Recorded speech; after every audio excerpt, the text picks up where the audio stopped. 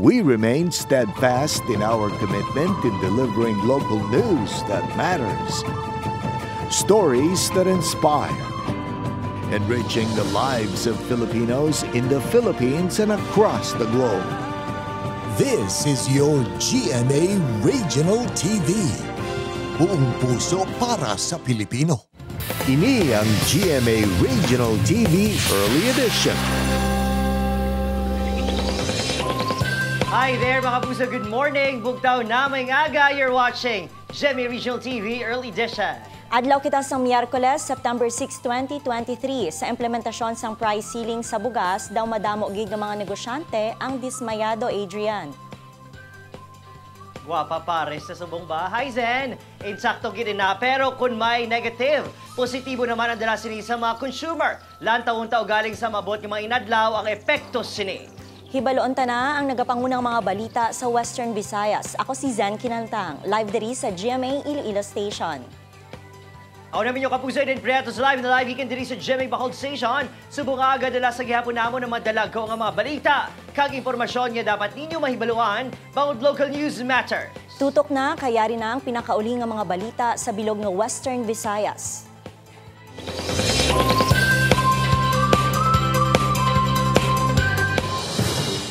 Mga puso, pila ka rice retailers nagkakahangawa nga mapierde ang negosyo kung magpadayon ng price ceiling sa bugas. Pila ka mga mangunguma kag traders dismayado bangod wala sang konsultasyon antes ginpatuman ang price ceiling. Yaring balita nga aton gintutukan. Malapit 200 kasako ang ginani ni Manong Felix sa iya talamnan. Nagkalit ini nga mabaligya ang humay antes pa magpanaog ang presyo sang baklanay. Ang imo nga gagastoin na pang utang para tapos mabraso para ipay ko na baro ko sa plan ay tag 20 makagilinan ka. Sa mga balaligyaan sang bugas sa Barangay Aganan, Pavia, nakapost ang price list sang bugas. Apang talalupang doon nga wala sang supply, ang 41 kag 45 pesos nga presyo sang bugas. Wala kami kuhaan kitang bugas mo. Kaya ginasalig kami sa budiga lang mamo. Di ko na nung itatag nila sa amon, kaya mo naman ang ibligyan namon.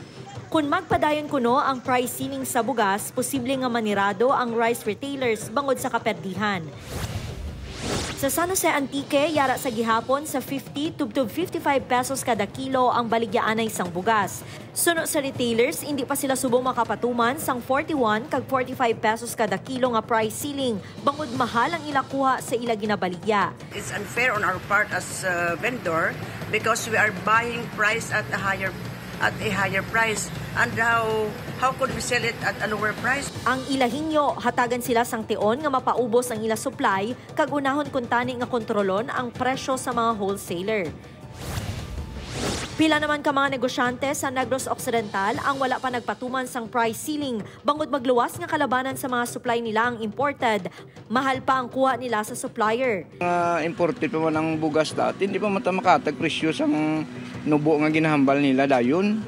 Dismayado naman ang mga magamay nga mangunguma kag mga rice traders sa probinsya sa sini nga desisyon sang gobyerno nga suno sa ila. Una kun tani nga ginkonsulta antes ginpatuman ang price ceiling.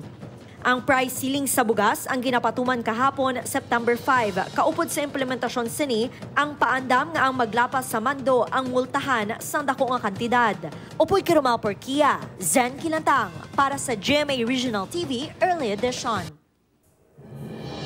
Yara na sa DPWH Central Office ang resulta sa mga test nga ginpatigayon sa Ungka Flyover. Sa karon, suno kay DPWH 6th Regional Director Sunny Boy Oropel, ila pa ginahulat ang resulta sang evaluation sang Bureau of Design sa rekomendasyon sang third-party consultant nga naglantaw sa sitwasyon sang proyekto. Base sa mga test, wala na sang nakitaan nga pagbulag sa flyover. Apang ginpahayagman ni Engineer Oropel nga hindi ini conclusive. Posible naman nga madugayan pa ang pagkayo sa flyover bangod wala pa ini sang pondo. Pinakbal ko yan, we are monitoring it on a daily basis and no further movement as far as the Ungka structure is concerned. Wala kung ginhatag.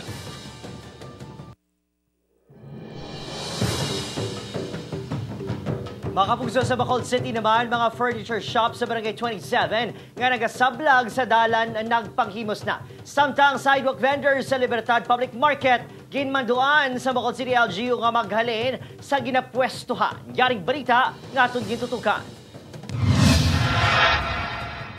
Kahapon ang plaso sang walutanan kabalalgyaan nga nagasablag sa Dalan Emilia sa Libertad Public Market Annex Building.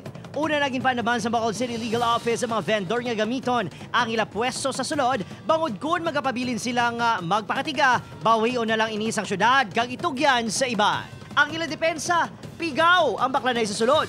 Daw ka nga ginalangawan ang mga manugbaligya sa annex bangod wala man nagasulod ang mga manugbakal nga naanad mangumpra sa kilid dalan. Si Avelino nga manog langka nagarisgo sa dalan sa baylo nga magnganga sa sulod sang annex building. Kung madakpan ti sure, pero kung di madakpan ti maka-income ka man kaya baka bakal-bakal bugas ang sudani. Palaligban man para sa mga manugbugas ang mga kahimtangan kung magbalik sa sulod bangod tuman kakitid sang dalan sa annex. Maluwas pa sa maggamay nga pwesto. Ay tiyo ano among ko anong dire? Kada ko pangadaan sang bayranan namon. May business permit, may opisina kada bulan. May kung gabay lang, kadalang ko. Perdigid sa sulod. Yes, oo, kay try kami pag-close ni.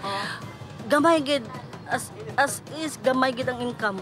Sa pulon, ang 8 ka vendors ng LGU sini nga simana. Tion mahawanan na ang gutter, iplastar naman sa tabok sini ang night market nga prioridad ang mga wala nakakuha sang pwesto sa sulod. Hindi man tanan na ayo nila i-consider namon. Kay karon tiway na ni katapusan na ayo ay karon. Sa tion nga wala na sa nagabaligya sa gwa ginalauman sa LGU nga mapilitan ang mga manugbakal nga hakson ang pagbago sa libertad kung sa diin mas plastado ang operasyon sa merkado. Samtang nagamatumato na paghimos sa ilang mga baligya ang furniture shop sa Barangay 27 nga nagasablag sa dalan. Una na ginpandaman sang LGU ang mga nagasablag sa dalan nga kumpiskahon ang ilang baligya kung paydayon nga magpasaway. Pay mga mitigalapaw sa nakuri tambal nila niyo. Kagdayon ang traffic kari ang bangga mega word lang niya mga slakyan pusiling na sa furniture wala. Adrian Prietos para sa GMA Regional TV Early Edition.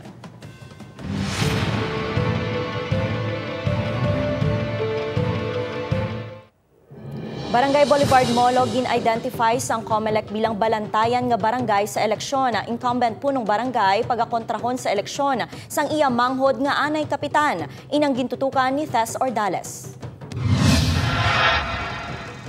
Excited na kuno mga taga-Barangay Boulevard Molo sa adlaw sang eleksyon sa October 30. Bangod matagan sila liwat sang tion nga magdesisyon kung sinong mangin leader sa barangay. 3 tanan na mag-atubangay sa pagkapunong barangay. Lakip diring magutod nga Villanueva. Si punong barangay Virgilio Villanueva Jr. magakontra sa yamanghod nga si John Villanueva. Anay punong barangay kag subong incumbent kagawad. Kag incumbent kagawad John Espia. Rason nga gin-identify ang barangay sang COMELEC Iloilo City nga balantayan sa palaabuton nga eleksyon. Sino na sila madaw ti maamon man baton malipay man kami. Wala man kami may pinilian pagit man Gabay pang magdala sa among barangay de. Kabalo magdala sang patakaran sa among barangay. Kay para tanan nga tao mataway. Way sang gamo. Aminado si Cap Virgilio nga naapektuhan sang mainit suwo nga politika ang ila relasyon bilang magutod. Apang nabato naman siniyang kaugalingon nga desisyon sang manghod. Papadlagan sa kapitan tugod ginaduso sa kuno sang pugluyo. Pero tani hindi nami kay siyempre pamilya mo bula nagapiktuan.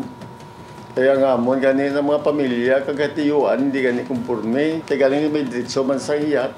Tuig 2007 tubtub 2010 nagpungko bilang punong barangay si John Villanueva. Sang 2017 ginindorso sining magulang nga si Virgilio kag nagdaog bilang kapitan samtang nagdaog naman siya sa pagkakagawad. Dugay man ko nakapaminsa kay ti kumuutod ko ang kontra ko. Kay ti nag-istorya na iman kami sina, galing kay ti anon mo kay gusto sang pumuluyo, mabalik kita. Wala man ko rin isang kalain sang buot sa iya magulang. Tess Ordales para sa GMA Regional TV Early Edition.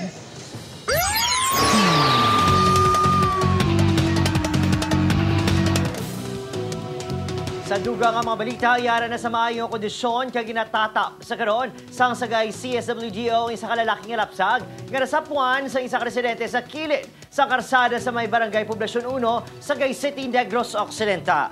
Sa pagpangusisa sang Sagay City Police alas 2 ang kagahon sa Biyernes sang may nabatyaan ng mga residente nga may nagahibi. Apang ila lang ginpabayaan sa pagpati nga base isa lang ini Hakureng. Aga na sa nakita ng lapsang na naputo sa tuwalya kagin pahigda sa hilamuon sa kilid sa kalsada. Nagaangot pa ang umbilical cord sini kaga ukon nga palatandaan naman nga bag-o lang inibunag. Gilayon nga gindala sa ospital ang lapsag para ma-check up.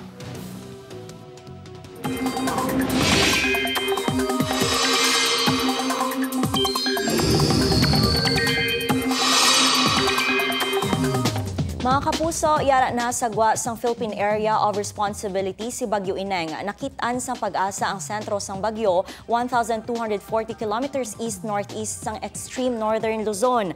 Dala sini ang hangin nga may kabaskugon nga nagalabot sa 55 kilometers per hour. Base sa wind forecast sang Metro Weather, usuyon sang amo nga bagyo ang eastern coast sang Japan sa mga masunod nga inadlaw.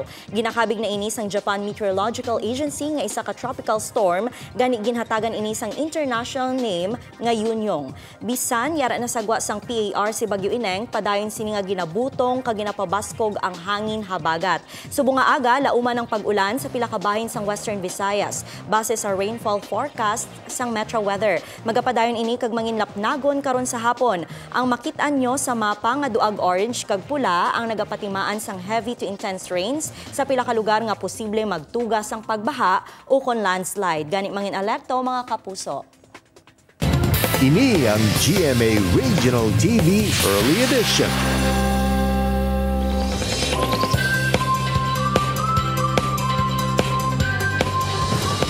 Yara sa masobra pulo ka mga balay sa barangay Cochero, Molong, kaangay nga na trap, bagod wala sang maagyan. Ini matapos ginpasaraduhan sang tagiya sang duta ang nagaisahanon ng mga alagyan sa mga residente.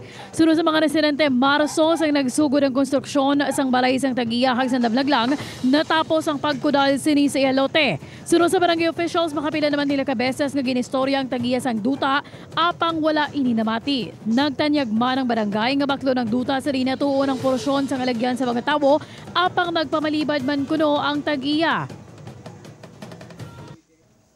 Kaangot sa amo nga isyu makaupod naton subong nga aga ang punong barangay sang Cochero Molo nga si Teresita Chua upod sang iya mga kagawad. Good morning Kap, kag welcome sa GMA Regional TV Early Edition. Good morning, this is punong barangay Teresita Chua. Kap, may schedule na bala ang meeting sa tunga sang Ikupaw kag sang imo pumuluyo nga wala sa karon sang alagyan dira sa inyo barangay? Sa September 12, alas 10 ang aga, may invitation na ang Ikupaw nga magpakikita upod sa mga families nga affected dito. No? So upod man kami nga mga kagawad mag-attend man sa sina nga conference. Okay, Kap, ano nga partikular nga bulig nagikan sa Ikupaw ang inyo ginaduso para sa mga apektado nga mga pumuluyo? Actually, ang assistance na ginano namon, kung paano mabuligan ang ini nga mga pumuluyo, no? Kaya wala sila sang right of way, except dira sa gamay nga alagyan nga panagayahan man sa isa namon ka pumuluyo man. So, gindangop namon niya sa Ikupaw, kay kung kami mismo, bisan sa nakaistorya na kami sa mga pumuluyo, no? Kag sa tag-iya, daw wala gid sila sa alagyan. So nangayo kami assistance sa taga Ikupaw. Okay, samtang wala pa sang konkreto Kap nga solusyon halin sa Ikupaw, no? Ano ang ginaplano sang barangay para sa mga apektado nga pamilya?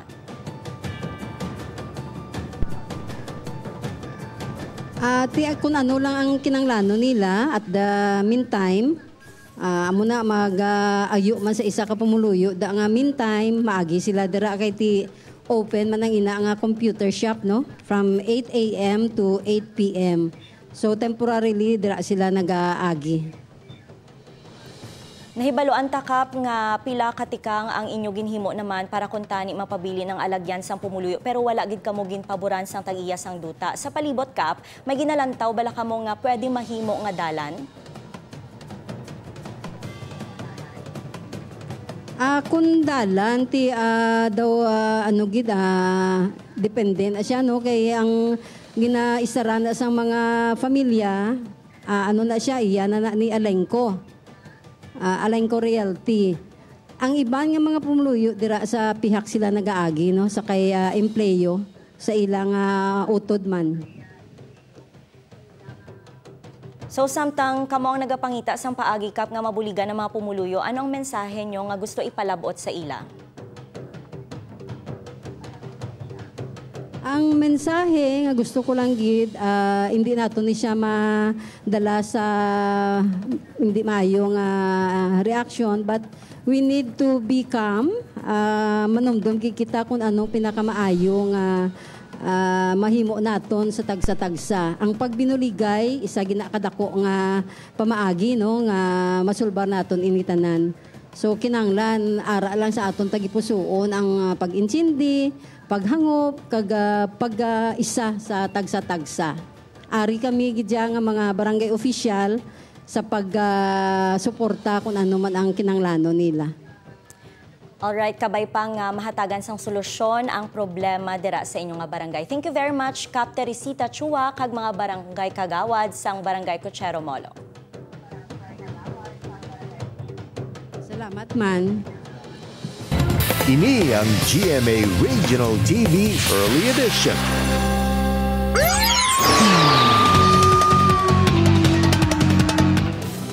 Nagapangutuwang subong sang kaso nga pagbaligya kag paghupot sang illegal nga droga ang duha ka mga ginakabig drug personalities nga nadakpan sa separado nga boy bust operations sa Pavia, Iloilo. Arestado ang provincial level target priority list nga si Jenny-Well Tanaman, 38 anyos, sa ginkasa nga boy bust operation sang Pavia Police sa Barangay Puro 4, Pavia. Ginabanta 20 gramos ang ginapasuni illegal nga droga ang na-recover sa posesyon sang suspect nga ginabanta nagabalor sang 136,000 pesos. Dakop man sang kapulisan si Wilfredo Goles Jr., 36 anyos nga residente sang Zone 6 Santa Barbara. 5 tanan ka sachet sang suspected shabu ang nakuha sa iya. Ginapahayag nga downline sang Abantaw Group si Goles. Sunod sa kapulisan, ginakuha sang duha ka mga suspect ang supply sang illegal nga droga sa Muntinlupa. Isa ina siya sa mga gina-consider actually sang PNP man, no? Nga wala untat ang pag-proliferate sang illegal drugs, no? Especially diri sa may IPPO, no? Particularly diri man mismo sa Pavia. Bangod sang padayon nga transaction sang communication sa mga drug personalities nga dagko sa tupan, no? So padayon ang transaction pagi sa communication sa sulod.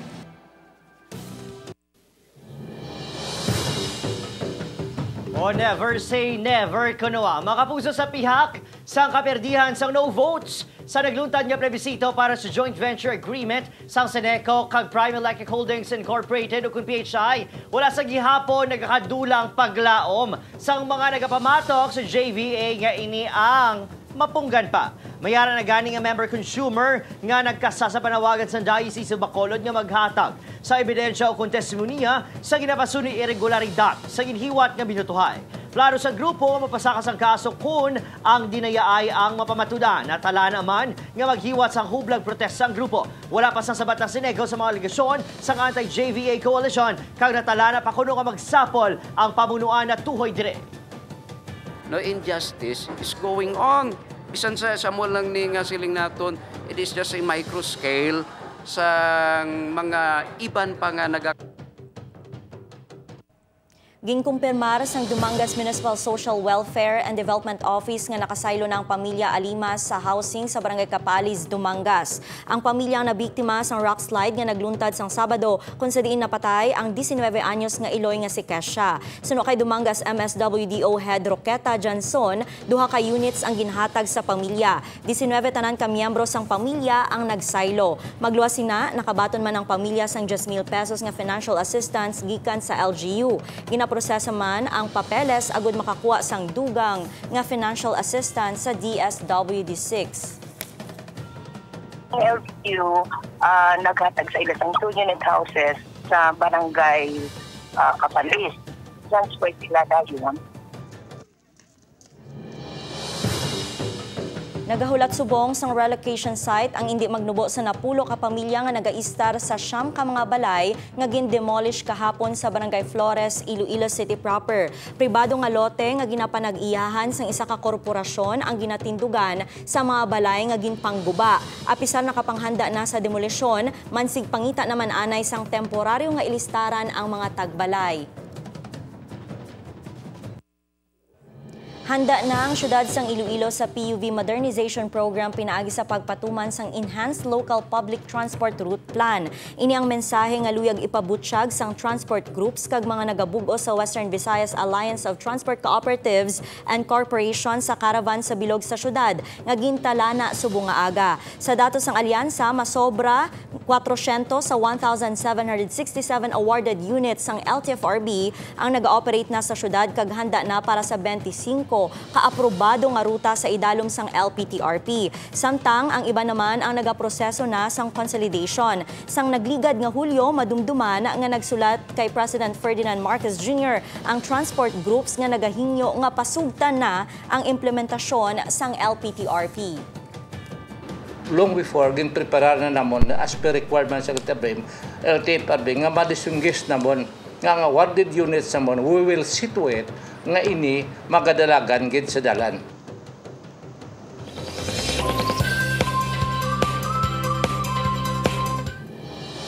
Para naman sa aton yung Globalita, pagbinaha sa Spain, nagtugas ang matayon siyang duha ka persona. Samtang sa Bolivia, cocaine laboratory gintotdan sa otoridad. Nakatutok, Julius Bilacaol. Duha katawang napatay, samtang duha naman ang missing sa pagbinaha nga tuga sa mabaskong nga paginulan sa Central Spain. Kaangon sini, ginsiradahan man ang mga dalan, subway lines kag high-speed train connections. Sa Madrid, pilaman kadalanon ang ginsiradahan bangod sa pagkalaguba sa mga taytay nga ginlapawan sang baha. Ang inaling nga paginulan ang naghimo naman sang dalan nga kasubong sa mga suba kung sa diin nahamtang ang mga lutakon nga salakyan kag basurahan sa Madrid, Castilla-La Mancha, Catalonia kag Valencia regions. Ang nagkalamatay ang nagikan sa siyudad sang Toledo. Gintutdan sang otoridad sa Pungsod, Bolivia ang isa ka cocaine laboratory nga nahamtang sa Central Region sini. Ang among laboratorio ang sarang makaproduser sang 400 to 500 ka kilo sang ilegal nga droga kada bulan base sa report sang Task Force to Fight Drug Trafficking. Inadiskubrihan sang August 22 sa siyudad sa Santa Cruz.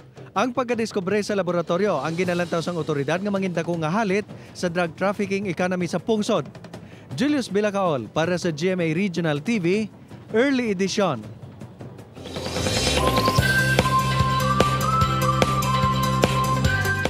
Mangin balantayan ang episodes ng hashtag magpakailanman sa sininga Sabado bangod pagabidahan ni Nina Iglesia de Castro kag Juancho Trevino. Isa kami na sa hikag puro sa inspirasyon ng istorya sang kabuhi ni Asia's Nightingale Lani Misalucha kag iyan non-showbiz husband ni si Nolly Misalucha ang dalon nga role sang duha. Bantayan ni na mga kapuso, 8:15 p.m. sa sininga Sabado. Proud naging pakigbahin ni Miss Universe Philippines 2023 Michelle Marquez D. Sang damdaglang ang iya training sa pagpasakop sa Philippine Air Force. Sunod kay Michelle sa biyak sang tanan nga challenges, determinado ini nga magserbisyo sa pungsod kag mangin maayo nga halimbawa sa iban nga Pilipino. Prim and proper si David Licauco sa personal sunod kay Barbie Forteza. Pero nasurpresa gininisi sa ka-topless scenes ng iya ka-love team sa ila serye nga maging sino ka man. Nalingaw naman ng fans sa reaksyon ni Barbie.